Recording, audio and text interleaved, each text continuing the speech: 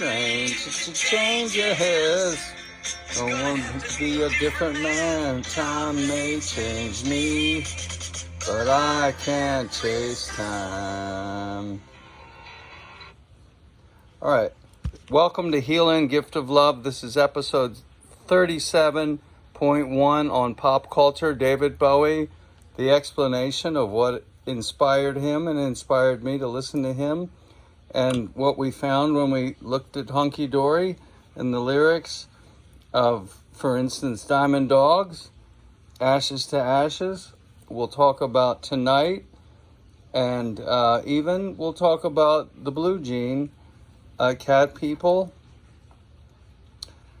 and we'll talk about the purpose of Diamond Dogs.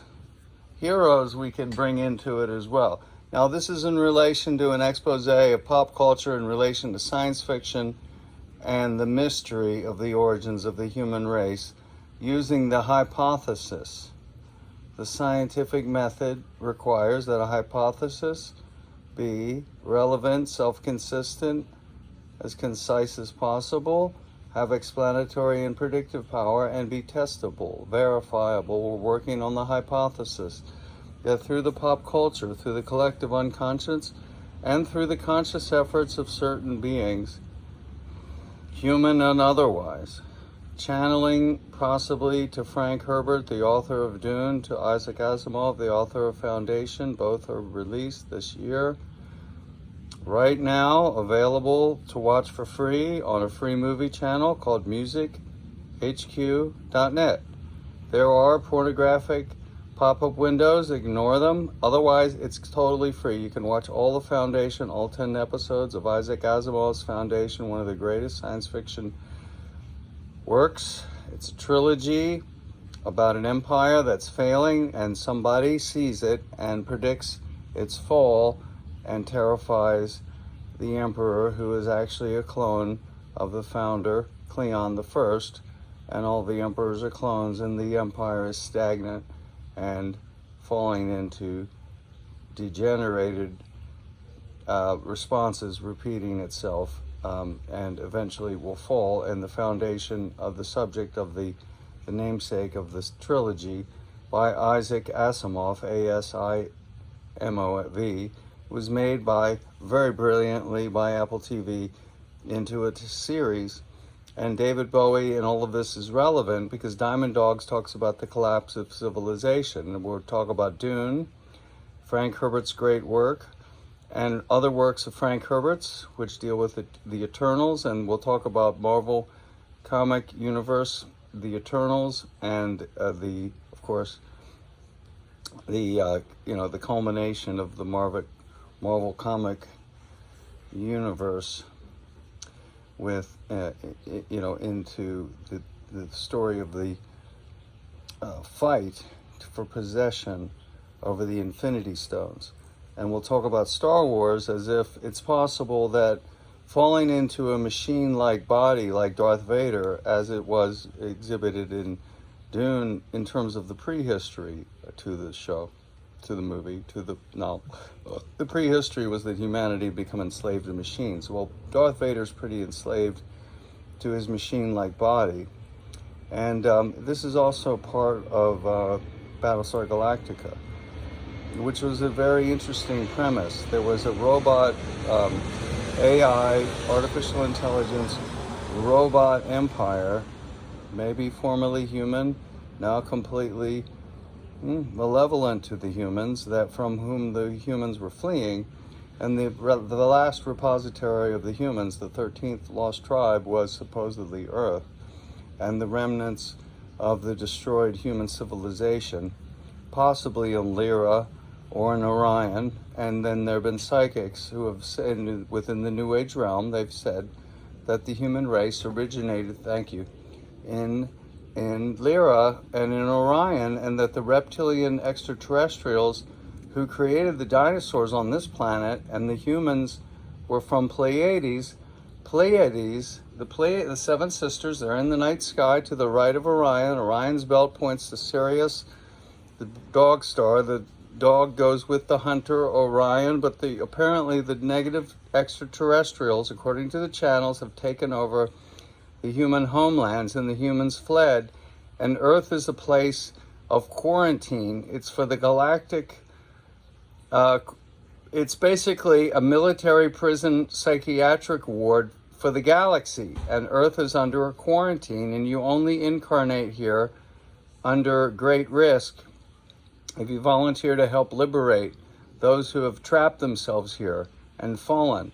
Now, many of those who have volunteered to come down here having forgotten that they were free, so that they could experience being enslaved, so that they could help others who are enslaved or addicted or stuck here. They could learn all the more what it feels like and how they got enslaved, so they could get them out of here. So let's go into David Bowie's Hunky Dory, and then perhaps later I'll do an episode that'll finish Vajraheart Revisited from Tulku Urgyen Rinpoche. That'll be episode 38 series. This is episode 37. So David Bowie's Hunky Dory comes out, and the first song, you all know, is Changes. Changes, yes? And he's talking about making a change and how change affects him, and he realizes he doesn't have a permanent fixed identity, and so he assumes many personas throughout his career. That's all I'll say about that. It's related to the Buddhist notion of exactly what I've just said, that you don't have a fixed identity. Let's look at Oh You Pretty Things, the second song on the album. Oh You Pretty Things, driving your mamas and papas insane. This is David Bowie, Hunky Dory.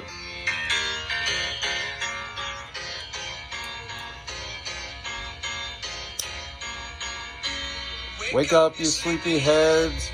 Kick off. Put another log file for me.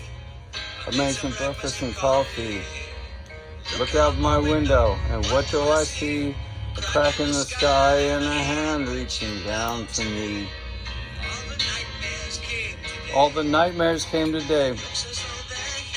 Okay, so then he begins the refrain. Oh, you pretty things, oh, you pretty things. Don't you know you're driving your mamas and papas insane? Oh, you pretty things. Don't you know the androgynous the new root race that comes out of the fifth Aryan race, according to Theosophy's Madame P. Blavatsky? We'll take it with a grain of salt, but it's a prediction there'd be a sixth root race, androgynous. And the reign of the divine wisdom involves the return of the feminine wisdom, the lost counterpart to the masculine, known in the Hebrew tradition, perhaps, well, in the Christian Hebrew, the Gnostic, you could say Sophia would be a one way to say it. In other words, it's been suppressed, it's been lost. There's many words for it, for the name, but the return of the divine wisdom requires the return of the feminine wisdom, and that's why America, as a word, is a magical word. Did you know that in Bon Buddhism, B-O-N, Tibetan Buddhism, 18,000 years old, the word in English, the transliteration of the Tibetan for the goddess, is the same as the Catholic sound for Mary, M-E-R-I. M-E-R-I is the Tibetan Buddhist transliteration of the goddess. How do you spell America? It's a magical word like Athena or Antarctica or Africa or Australia or Asia. Athena. There are double A's buried in the Shakespeare Folio title page. Double A's stand for what? Athena or Argentum Astrum, the silver star, the school of the night behind the writings of the persona, the pseudonym, William Shakespeare. I am the will that shakes the spear. Who is it that shakes the spear in classical mythology? Pallas Athena, the spear shaker. Interesting. So David Bowie has America on hold, and he's calling them, oh, you pretty things. And he does Young Americans and talks about what's happening. And all you have to do is win. He did it at the time President Ford had his campaign, whip inflation now, win, his win campaign. All you got to do is win. You're tired now. You know, he's telling America you're tired, and he's singing about somebody up there likes me. And he's talking about himself, and he's talking about somebody coming like a starman to fix things, like Lucifer to Earth, or Christ returning, or a Messiah, or the Kalki Avatar in the Vedic tradition, or the Lotus King in the Tibetan Buddhist tradition that returns to the cave in Bhutan and pulls the sword from the stone, or at least explains what the metaphor means, which is, it's not literally pulling a sword from the stone, although if you must, I suppose I could pull a sword from the stone. It's pulling the sin out of your words, sin out of the world, pulling the S words, the S-shaped sign sin words out of your world, and then you pull the sword from the stone and you atone, and you feel the oneness with everyone, and you feel happy, and then you teach people and share that. That's pulling the sword from the stone. Does that mean I'm the Lotus King? Give me a break. I'm saying somebody has to step in, though, and explain. We can't wait for Jesus or the Lotus King to just materialize in a ball of light, out of a ball of light, and fix everything. This is a make it happen on purpose Renaissance effort. All right, so David Bowie sings Pretty Things. What are we coming to? No room for me, no fun for you. I think about a world to come where the books were found by the golden ones, written in pain by a puzzled man who questioned what we were here for. When strangers came today, and it looks as though they're here to stay. Okay, so that's, and he says, gotta make way for the Homo superior. The Homo sapiens have outgrown their use. Gotta make way for the Homo superior. Let's go to the next song. 8-line poem. It's a beautiful song, not necessary. Is there life on Mars? Suggesting that, yeah, there was a civilization according to gifted psychics. It's been destroyed and there's still a presence there. It's a god-awful small affair to the girl with the mousy hair, but her mommy is yelling, oh, and her daddy has told her to go, and friend is nowhere to be seen. Now she walks through her sunken dreams to the seat with the clearest view. Okay, so this is the Lonely Hearts Club, the ideal artist in the making, the misanthropic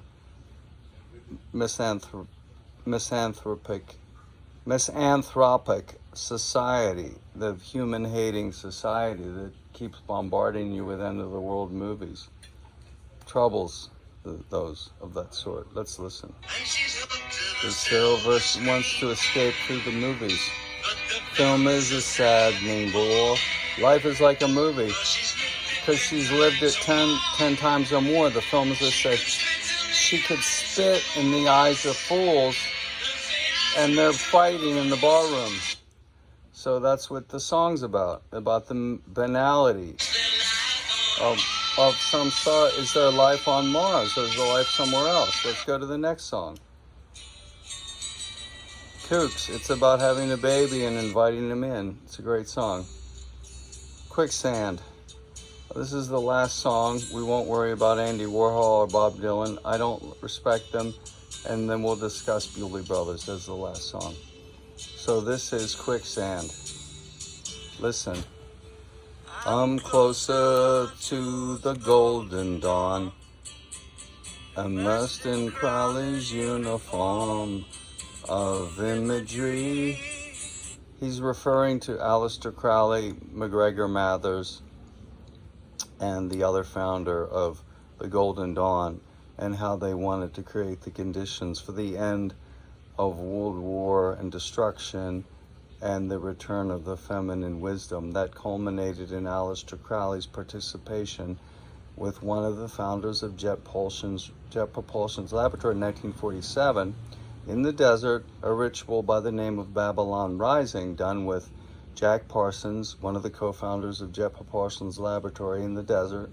And Parsons blew himself up not long afterwards in a lab accident, supposedly in his garage. But it's suspicious that the other person there, besides Jack Parsons, who was the #1 student of Aleister Crowley through the Special Thelema Lodge in California, in Pasadena, well, it was L. Ron Hubbard. L. Ron Hubbard took Marjorie Cameron, who was the focus.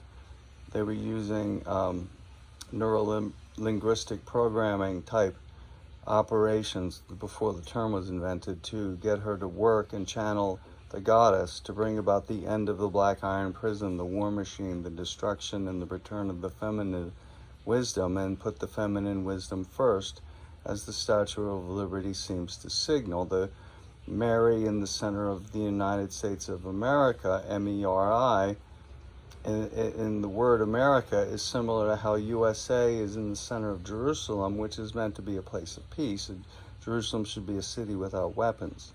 It should be it should be a shrine of all religions and philosophies and sciences. And we should acknowledge that differences are important, and debate and open debate is important. And let somebody explore the hypothesis that the universe is designed to support life in their own way, and let them explore the hypothesis of whether or not the universe is designed to be inherently benevolent in their own way, and whether the hypothesis that must be relevant, concise, self-consistent, have explanatory and predictive power. Would the happiest people, could we observe that the happiest people are the most creative, or that the most creative geniuses, the greatest creative geniuses of human history, believe a certain set of hypotheses, and perhaps we should follow them, like Leibniz, who believed that this is the best of all possible worlds, and God was the ultimate necessary and sufficient reason for this world, and everything exists for a reason why it was, and not otherwise, but we may not know the reason, and that the ultimate, well, there's a sufficiency, but the necessary reason to trigger it. You need sufficient, and then the ultimate sufficient necessary reason for everything, for why there's something, not nothing, according to Leibniz, is God. And he also discovered the least action principle. The universe works according to the least action principle because it's the best of all possible worlds. Therefore, he argued that space, contra Isaac Newton, who never produced a mathematical student who contributed to modern mathematics. All of those students came from Leibniz, who invented calculus, and the British propaganda machine went into operation and gave it to Leibniz. The invention of calculus was given to Newton, and Leibniz even did the genealogy that made George I the King of England, but they didn't want Leibniz to come over with George, and nor did they want Sophie, his student, who was stood to be the Queen of England, should Queen Anne die. They didn't want Queen Sophie. They didn't want their imperial project to be interrupted by somebody who believed in doing good for its own sake and wrote an essay called Felicity, and had a journal by the name of the Acta Eruditorum, every issue of which was in the largest library in the colonies before the American Revolution. Where was that? In Philadelphia, James Logan's house, part of the Benjamin Franklin Circle. And Benjamin Franklin, John Adams, Roger Sherman of Connecticut, and John Dickinson of Pennsylvania dictated to Thomas Jefferson, this Committee of Five, the Declaration of Independence. John Locke said the governments are instituted to protect life, liberty, and property, which included slaves, and it was only to protect the life, liberty, and property of the landed gentleman, the white gentleman. It was a white supremacist system that John Locke proposed in the Second Treatise in the aftermath of the English Civil War, that to get out of the bestial state of Hobbesian state of nature in which life is not poor, solitary, nasty, brutish, and short.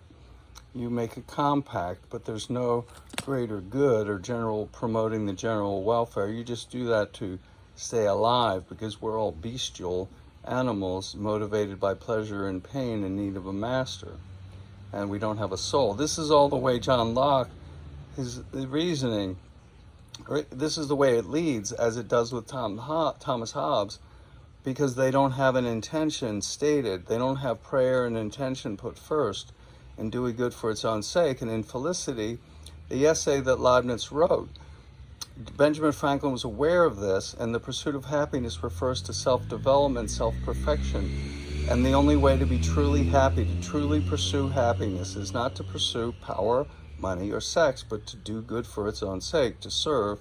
And then power, money, and sex would accrue to you, but they would be tests to see whether you get lost in them. But to do everything for power is to lose yourself and make yourself unhappy. Now, that was in that essay, and it was reflected in Cotton Mather's book, Summum Bonum, on the highest good. On the highest good, how to achieve the highest good in life was also the way to achieve the greatest happiness, which was to serve and do good for its own sake, which is identical to the Dharma. And this was in Summum Bonum, Cotton Mather's work, and him and his father, Increase Mather, of course, were blackballed by the evil British intelligence, evil empire operation against them through the witchcraft trials. All you hear about when you mention the name Mather, and they even did that stupid Leave It to Beaver and had to call the family Mathers, like kind of a subtle prod. But the Mathers were incredible. And Benjamin Franklin, when asked, said that the man or the influence that had the greatest effect on his decision on how to live his life was Cotton Mather's Summum Bonum, which is identical to Thomas Jefferson's. No, it's not. Thomas Jefferson's conception of who are the heroes of philosophy are Isaac Newton, Francis Bacon, and John Locke. Now, John Locke, if you're not convinced yet, wrote a proposed constitution for South Carolina before the Revolution. This is back in 1700. John Locke wrote a proposed constitution with a permanent feudal class, and they were called leetmen, Leetmam. Do your homework. Thomas Jefferson seemed to like that idea. He never did anything about slavery. You're confused if you think this country was founded on Thomas Jefferson, John Locke, Francis Bacon, or Isaac Newton's work. Leibniz was buried in an unmarked grave, and his papers were sealed permanently. It took 100 years for his cousins to get them unlocked, but he was the greatest genius in universal history, the greatest universal genius in history since Leonardo da Vinci, hands down, and Benjamin Franklin of that same ilk. And David Bowie is writing and singing and pretending to be so intelligent, but he's actually part of an operation to explain and foreshadow what they're doing to you, which is a radical, brave new world, one world socialist dictatorship, as described in Diamond Dogs, where it's a tyrannical, totalitarian, apostate, Marxist, antichrist, murderous, depopulating system. All right, we're going to take a break before we finish Hunky Dory with an examination of Quicksand and the final song, Bewley Brothers, and then after that we may go straight to Diamond Dogs and Young Americans. Thank you for watching.